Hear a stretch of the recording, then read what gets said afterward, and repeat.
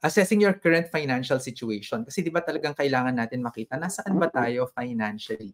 And even if you think you're already doing okay, maganda pa rin na from time to time ay binabalikan natin itong ano ba yung ating financial status, no? Kasi parang itong annual physical exam natin. Assessing your current financial situation. So yung mga sources of income kasi natin, di ba meron tayong active income at saka passive income. So yung active income natin, ito yung salary, part-time work, overtime work, commission, business income, kapag tayo yung nagtatrabaho doon.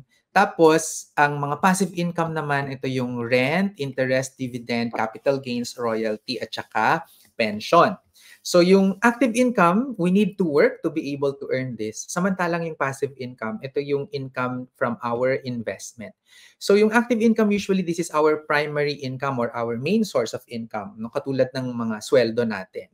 Pero ang kahalagahan din nitong active income, dito kasi nanggagaling yung pera natin na pang-invest natin, no? Para magkaroon tayo ng passive income. Okay? So, ito yung sikreto ng mga mayayaman, no? Yung active income, yan yung pambili natin ng basic needs, at yung passive income, yan yung pambili natin ng wants. Okay? So, kung titingnan natin yung ating financial life stage, if kakalculate lang natin, magkano ba yung kinikita na natin sa ating monthly passive income? At kaya ba nitong i-cover yung ating monthly expenses? So, malalaman na natin yung ating financial life stage with this, no? Yung financial life stage natin, yung monthly passive income, this is a measure of the passive income, no, coming from assets that you have na earning, no? Yung iyong earning assets that you have right now. Tapos ito namang expenses natin, which is our denominator, ay expression siya, no, ng ating lifestyle, no? Measure siya ng mga pangangailangan at gusto natin. Sige naman ang buhay, 'di ba? Meron tayong mga basic needs para mag-survive tayo, pero yung pangpakulay talaga ng ating buhay ay yung mga wants, sa totoo lang, 'di ba? O 'di ba? Masarap kumain ng kanin at tuyo, pero mas masarap kumain sa Jollibee, for example, no? So needs and wants talaga 'yan, yung sa lifestyle natin. And if you take a look at this, no, ano ba yung meron ako at ano yung meron ako na nagka-create ng passive income? This is actually answering the question, how am I preparing for my future? At yung expenses naman, ano ba yung mga needs and wants ko? Sinasagot naman niya yung katanungang, how do I make my life happy, no? And if we take a look at this, yung pong how to prepare for my future, yan yung konsepto ng YAGO. At yung how to make my life happy, yan yung konsepto ng YOLO. Ano ba yung YAGO at YOLO na yan? Yung YOLO, of course, alam na natin yan. You only live once. Pero yung YAGO, you also grow old, ang ibig sabihin yan. So we want to prepare for the future. We want to have earning assets that would create passive income para ma-finance niya yung ating needs and wants. Okay?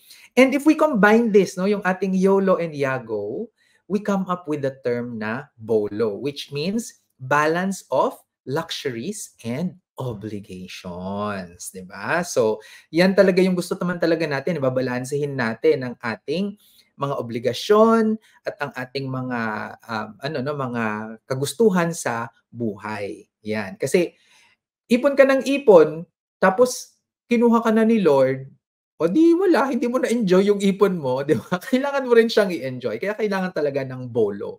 Kailangan natin na balansehin yan, no? Ito, kung gusto nyong malaman yung inyong financial life stage, ito yung mga life stages kasi. Labanan siya kung gaano kalaki yung passive income mo na kayang i-cover ng expenses mo. So if you take a look at this this table, yung financial freedom, nakalagay siya greater than 100% na. Ibig sabihin, 100% ng expenses mo ay kayang punan ng passive income. So ang suggested age dito, sana naman by age 65, no, or greater than 65 ay meron na tayo niyan. But of course, kung gusto mo na earlier, pupuwede naman 'yan. Kaya nakalagay diyan suggested age lang 'no. So, kapag nandito tayo mga 23 to 25 years old, dapat meron na tayong nakukuha na 1% to 10% na passive income na kaya niyang punan yung ating expenses. 'Yan, ha. So 'yan po yung ating guideline diyan. At kung gusto niyong makuha exactly kung ano ang inyong, financial life stage, puwede kayong pumunta sa bit.ly/Servins-MIMO or money in, money out.